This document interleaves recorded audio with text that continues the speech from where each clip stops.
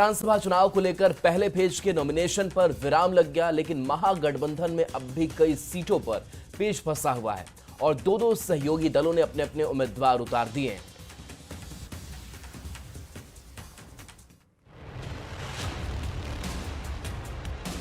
सत्रह अक्टूबर को घड़ी की सुई ने जैसे ही शाम के 5 बजने का इशारा किया, बिहार विधानसभा चुनाव में पहले फेज का नॉमिनेशन थम गया। पहले चरण का नामांकन खत्म हो गया है, लेकिन महागठबंधन में सीटों पर कंफ्यूजन खत्म होने का नाम नहीं ले रहा। कई सीटों पर महागठबंधन के 2 दलों ने एक साथ नामांकन कर दिया है। जैसे बछवाड़ा से कांग्रेस और सीपीआई दोनों के उम्मीदवारों ने नॉमिनेशन कर दिया है, तो वैशाली से आरजेडी और कांग्रेस के उम्मीदवारों ने नामांकन किया। वहीं लालगंज में आरजेडी और कांग्रेस उम्मीदवारों ने नॉमिनेशन किया है और रोसड़ा सीट से सीपीआई और कांग्रेस के प्रत्याशियों ने नामांकन किया।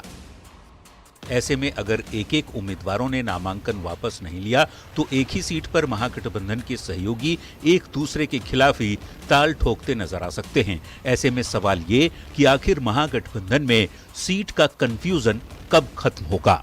Bureau report, news 18।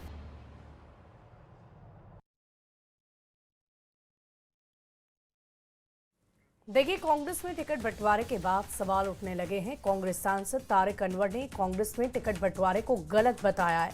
उन्होंने टिकट बंटवारे में गलत मापदंड और भेदभावपूर्ण तरीके से टिकट बंटवारे के आरोप लगाए। टिकट बंटवारे में शामिल कांग्रेस नेताओं को भी जिम्मेदार ठहराया। देखिए, कोई भी पॉलिटिकल पार्टी जब अपने उम्मीदवारों का चयन करती है तो उसका कुछ मापदंड होता है। हमको लगता है कि जो हमारे कांग्रेस के अंदर अभी जो बिहार को लेकर जो टिकट का डिस्ट्रीब्यूशन हुआ है, बटा है, उसमें कोई मापदंड नहीं था। अगर मापदंड होता तो 113 वोट से हारने वाले मुन्ना शाही जो है पूर्व विधायक भी हैं, बल्कि वो हारे नहीं थे, उनको प्रशासन ने हराया था और उनकी टिकट को काट दिया जाता है। और ऐसे लोगों को जो 25,000 से 30,000 से 32,000 से हारे हैं, उनको दोबारा अवसर दिया जाता है चुनाव लड़ने का दूसरी सीटों पर। बिहार विधानसभा चुनाव को लेकर महागठबंधन में टकराव देखने को मिल रहा है। कई विधानसभा सीटों पर महागठबंधन के दलों ने नामांकन दाखिल किया। महागठबंधन में सीटों को लेकर बने कंफ्यूजन पर बयानबाजी भी तेज हो गई है। इसी पर बिहार के उप मुख्यमंत्री सम्राट चौधरी ने क्या कुछ कहा, सुनाते हैं।